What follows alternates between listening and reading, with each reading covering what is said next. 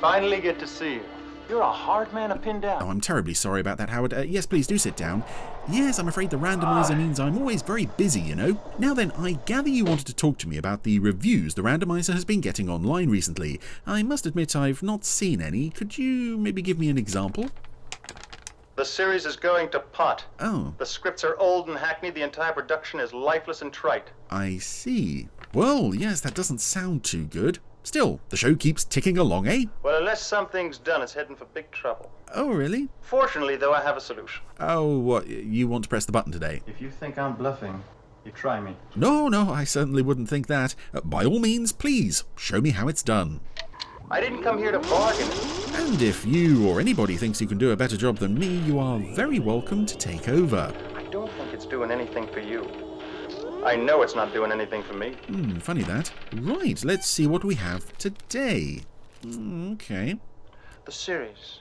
Well, it's a series we've not seen for a while, actually. It's Fireball XL5, and the episode is Ghosts of Space. You have seen it, of course. Well, yes, but not for a very long time. Not since the VHS days, in fact, so we might just have a problem here. You're the one with the problem. Oh, really? Bad scripts. Well, now, Fireball XL5 wasn't always the best written series, but I think I have a fair idea of what we're in store for today. I'm not sure you do. Well then, let's all find out together, shall we?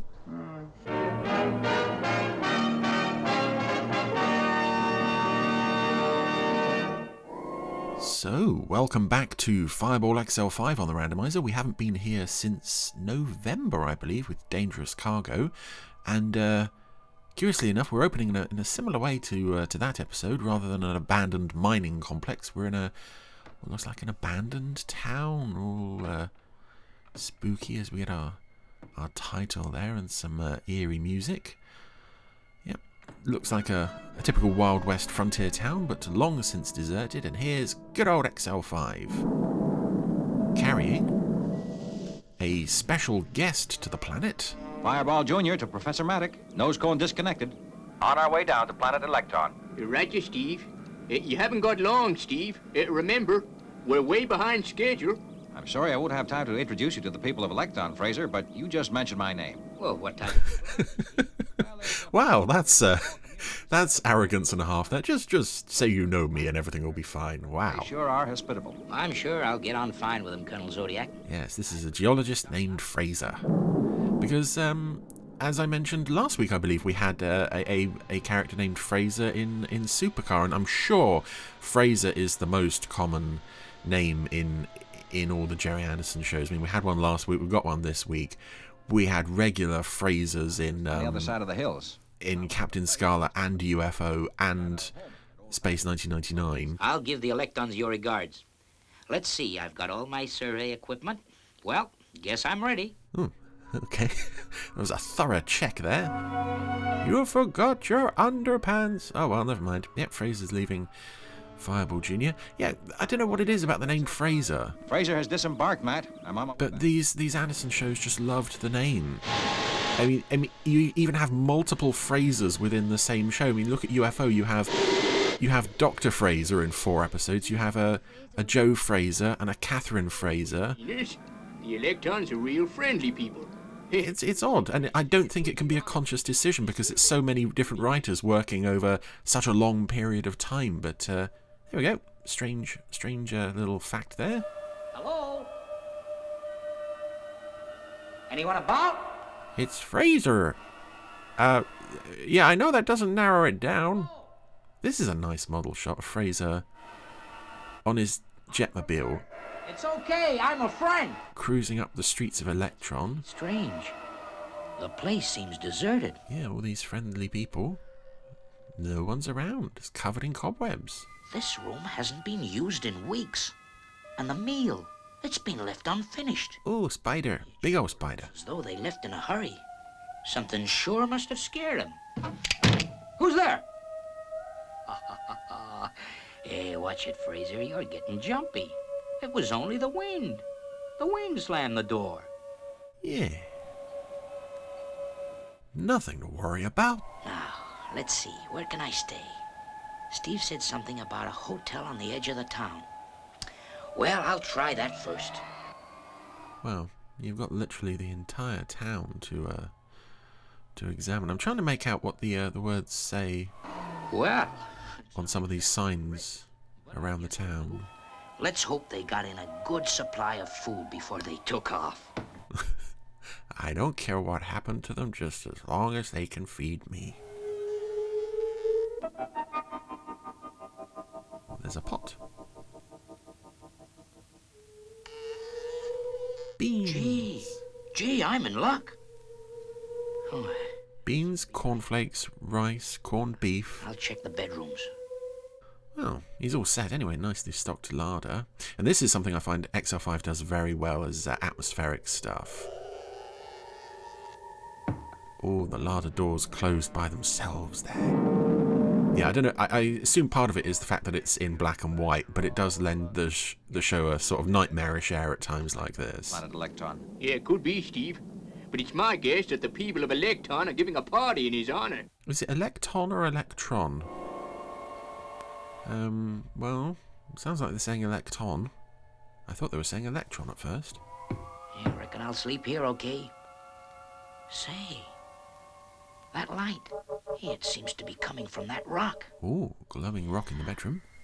Electric rock. Boy, what a discovery. Must be how they light their homes. Well, I'll guess I'll have a meal and turn in. I want to make an early start tomorrow. Could be there's a lot more of this stuff around. Yeah, but you can't really claim to discover it if Steve's been there before. You're not really the first Earthman to set foot on this planet, are you? Unless it's just the legend of Steve Zodiac is what makes him think they're all going to worship him.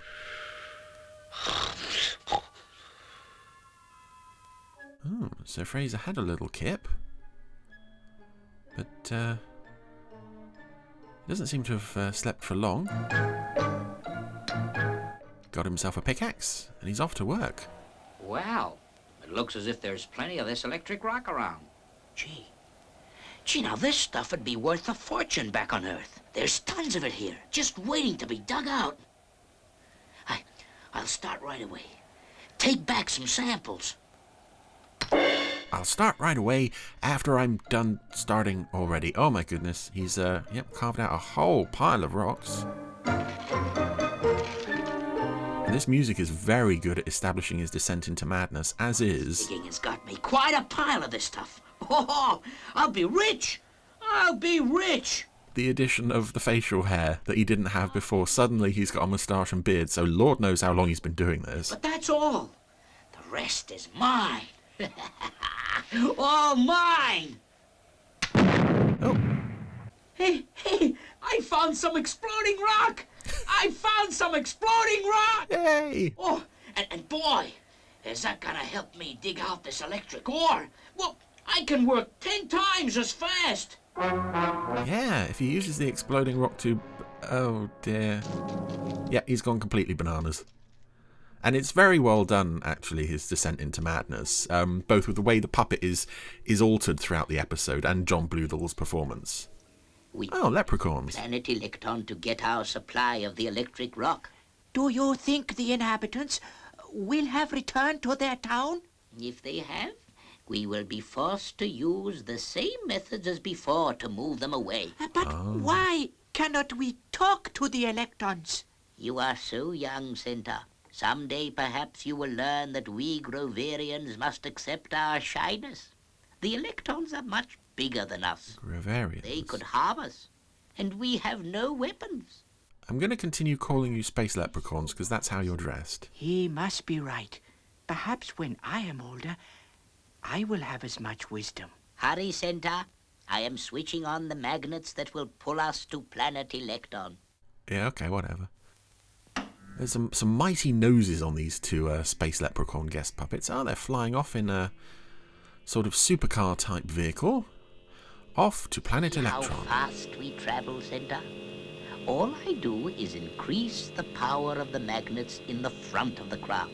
And we are pulled by magnetism faster towards our destination. Thank you for explaining that. Oh, some nice jaunty music here.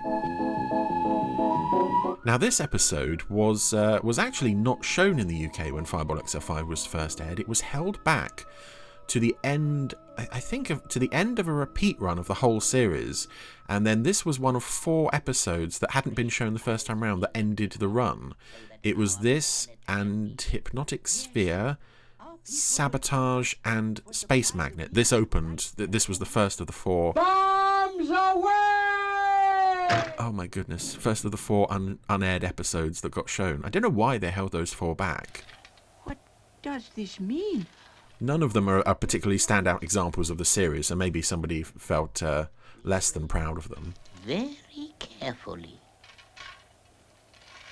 Oh, that's sweet. A little minifigure of Fraser working on the model set. He is from another planet. We are lucky our landing was silent. He does not know we are here. So the space leprechauns have found Fraser, working at his huge pile of rocks. The very thing we have come for. We must stop him. But how? We will use the same methods as we employed to get rid of the electrons from the town. Your pointy nose. Will be as effective. Oh, so the leprechauns are why there's nobody left in the town. Fraser, meanwhile, looks like he's, I don't know. Well, XL5. He's been smoking in bed. Hey, supposing it's behind schedule. Oh, no. No, it mustn't be. It mustn't be. Here they come, having done whatever it was they said they needed to do. Electron, Steve. Roger, Venus. We're ready to disconnect nose cone. Okay, Steve. Robert's in central control. And I'm holding Zuni's hand for some unknown reason. And down they go. Hey, what's that I hear? Is it a spaceship? Oh, I hope I'm not imagining it. A spaceship. That means more of the big men are coming. There was an odd shot of the leprechauns there. They were kneeling down, but for a moment it didn't look like they had any legs. Oh dear. Now they're standing up again. Land, you big people. But when we have finished with you, you'll wish you'd never seen Electron. Oh no. Not the fury of the space leprechauns. Are these leprechauns actually smaller than the regular human characters? We haven't seen them alongside each other yet. How you been? Say, you're looking a little rough. Anything wrong? A little? You're sick. What's happened? Oh, never mind that now. I'm okay. But I've made a fantastic discovery. Electric rock. There it is. Right over there. Now, if you boys will just help me load these rocks into your ship, we can lift off right away. Oh, now, wait a minute. Hold on, Fraser. We're not taking that pile of rocks back to Earth. No, sir. We'd never get off the ground. Well, I'm not leaving here without it. It's gonna make me a pile of dough. I've worked for 3 months to get that. Oh, 3 months. Wow. Out of the profit, Zodiac. That explains the beard and, Just let's get it back to Earth. well, everything really. Nothing doing, Fraser. I'll take a sample piece, but that's all. Okay. You've got till the morning to think it over. But I'm warning you, Zodiac. I mean business. Oh dear. Well, it's another stable member of the World Space Patrol we've encountered here. Although maybe he doesn't work for the World Space Patrol. Maybe he's a sort of freelance geologist. Steve, I'm worried about Fraser. He's a sick man. Being all this time alone has affected him badly. He's suffering from a form of space melancholia. Well, remember, we're not exactly pictures of mental health ourselves, Venus. But he may need special treatment. Yeah, but meanwhile, he's got this idea in his head about these rocks. He's got rocks in his head, all right. Oh, Matt made a joke. Zuni's very restless, Steve. I think he senses someone outside. Oh, he must be wrong. This is nothing but a ghost town. Steve, don't say that. I'm scared enough already. Oh, right. Soon we will go to work. We're going to do the whole ghosts thing for a while, are we? Yes, Hala, your plan is a good one.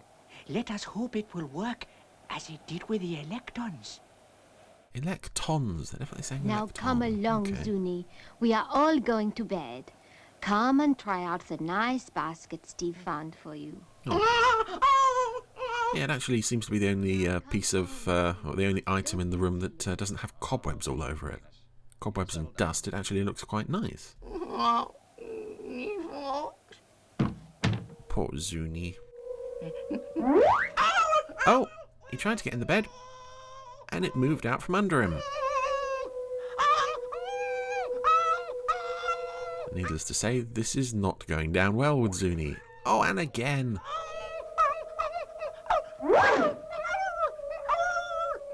Oh, I know he's a nuisance, but he was trying to do as he was told. It's not his fault. Oh, that's okay. He sat in a what looks like an old antique chair. That's not going to move. Okay. I'm wondering actually if any of these exterior buildings along the main street and the windows and such, if any of this is reused from Four Feather Falls. These storefronts. Could be. So now everyone's gone to bed. Oh, Venus is having her duvet lifted off the bed. These sinister forces. What's happening to the covers? What's going on? And that strange noise. What is it? Oh, there's a vase flying now. Up and then down. Oh, I'm scared. I'm going to see Steve. Steve, who's sleeping right through it. Steve. Steve, are you asleep? Oh, Venus. What's wrong? Steve, there are strange things going on in this house. I think it's haunted. Oh, Venus. Now, you know better than that. You're having a nightmare, that's all. Oh, even Steve's had enough of Venus by this point. And I haven't been dreaming. Oh, go back to bed, Venus. You're tired out. I'll get some sleep. Oh, well, maybe you're right, Steve. Good night. Yeah. I am a woman after all, a silly tooty woman. There's some unusual music in this one, that much of which doesn't seem to have been released on soundtrack albums at any point. Enough reading for tonight. Matt's taking his glasses off. Oh, and there they go.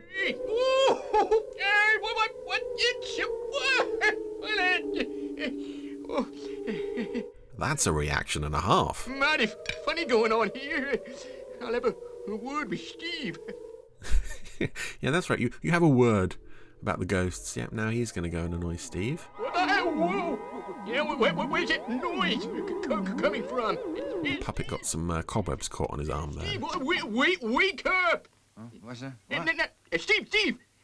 I reckon this hotel is haunted.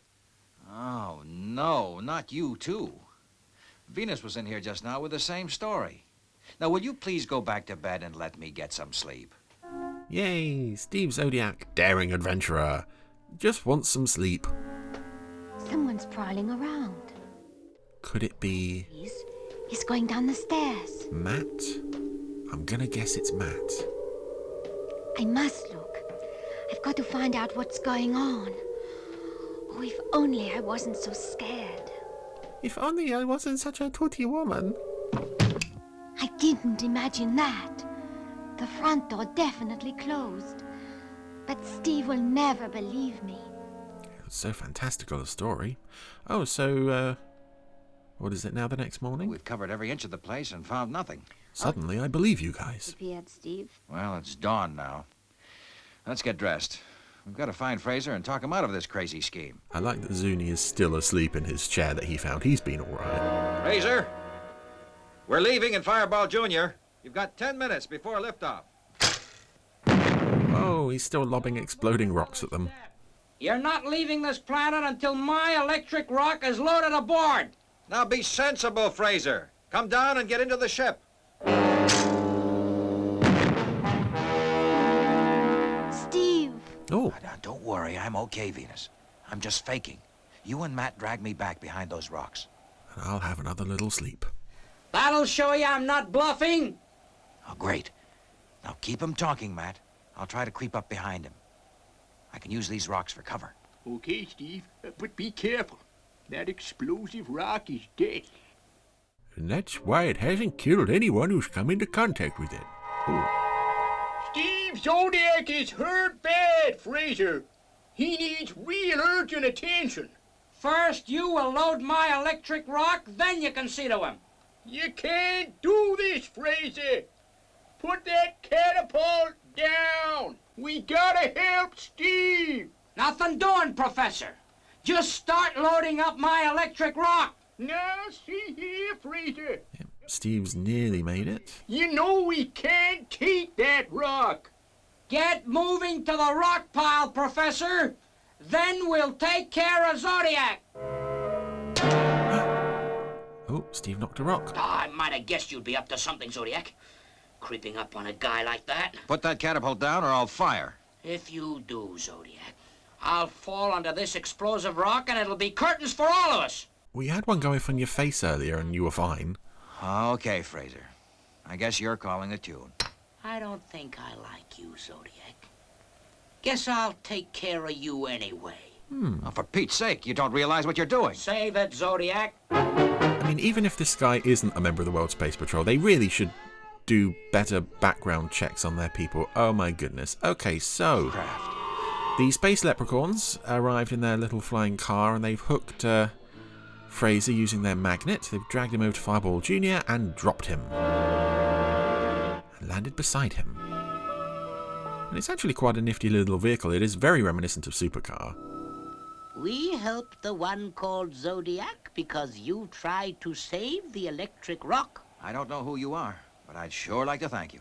I'll get Fraser in a Fireball Jr., Steve, while he's still groggy. Okay, Matt. Now, meanwhile, maybe you two would tell me what this is all about. We come from planet Groveris, the next planet to Electron. Was it you who scared the Electrons from their town? That is correct. You see, we are timid people. We thought the Electrons would prevent us from getting the electric rock. But the Electrons are friendly. All you needed to do was to ask them for some rock. There's enough for both of you.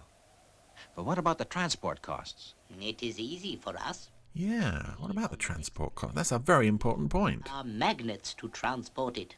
Ah, magnets. Our magnets can do almost anything.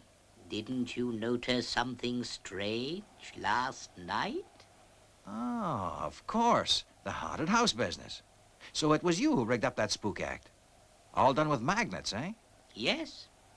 I'll show you. Oh, more important, you'd better get in touch with the Electrons and apologize. I guess they're on another part of the planet.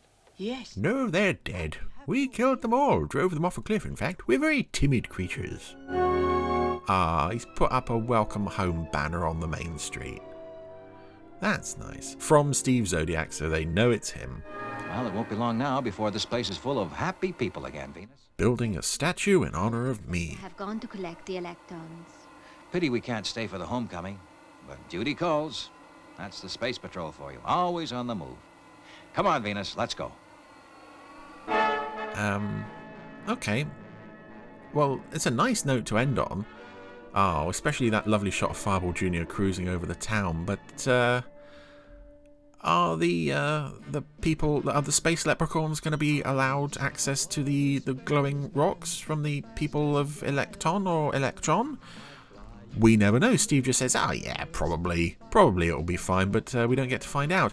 So that was Ghosts of Space, and well, I can kind of see why this one was held back to be shown much later in the run, because it's not the greatest. There's some really nice atmospheric stuff here, as there often is with XL5. But there is also a lot of very silly stuff here. I mean, Fraser's descent into madness is a lovely bit of character stuff and performance from John Bluthal, but it's so sudden and it just makes you wonder what's up with this guy. Meanwhile, space leprechauns.